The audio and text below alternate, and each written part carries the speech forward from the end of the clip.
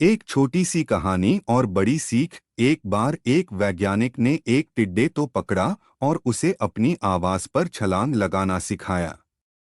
वैज्ञानिक टिड्डे से कहता कूदो, टिड्डा उसके आवाज सुनते ही जोर से छलांग लगा देता। अब वह वैज्ञानिक था तो प्रयोग करना बनता ही था। उन्होंने टिड्डे की छलांग पर प्रयोग किया। वैज्ञानिक ने उसकी एक टांग तोड़ दी और फिर बोला कूदो। अब टिड्डे की छलांग की दूरी कम हो गई।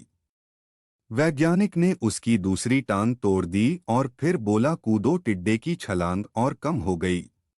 अब तोड़ी गई उसकी तीसरी टांग, फिर छलांग की दूरी और कम हो गई। एक एक करके बेचारे टिड्डे की सारी टांगें तोड़ दी गई।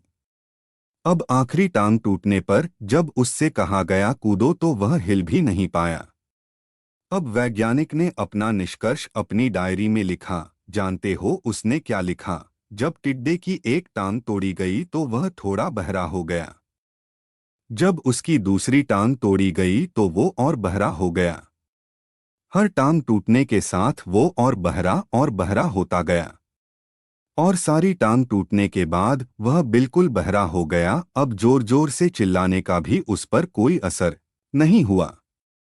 वो तो अपनी जगह से हिला तक नहीं, छलांग लगाना तो दूर की बात थी। इस कहानी को सुनकर सभी को ऐसा ही लग रहा है ना कि क्या मूर्ख वैज्ञानिक था, इतनी सीधी सी बात उसे समझ में नहीं आई।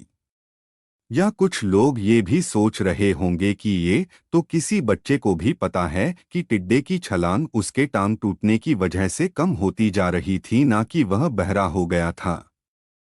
दोस्तों, हम सभी जीवन में कई बार ऐसे ही मूर्ख बन जाते हैं। कई बार जीवन में दो घटनाएं एक साथ ऐसे घटती हैं कि उनका एक दूसरे से कोई संबंध होता ही नहीं, फिर भी ऐसा लगता है कि गहरा संबंध है। कभी कभी दिखता कुछ और है लेकिन समझ कुछ और आता है, और वास्तव में होता कुछ और है। इसीलिए अगर पछताना नहीं है तो जीवन में जल्दबाजी में कोई निर्णय ना ले, हमेशा समझबूझ का इस्तेमाल करे, सावधानी बरते, नतीजे सोच विचार कर ही निकाले। दोस्तों, अगर आपको हमारी कहानी अच्छी लगी है तो लाइक शेयर फॉलो जरूर करें।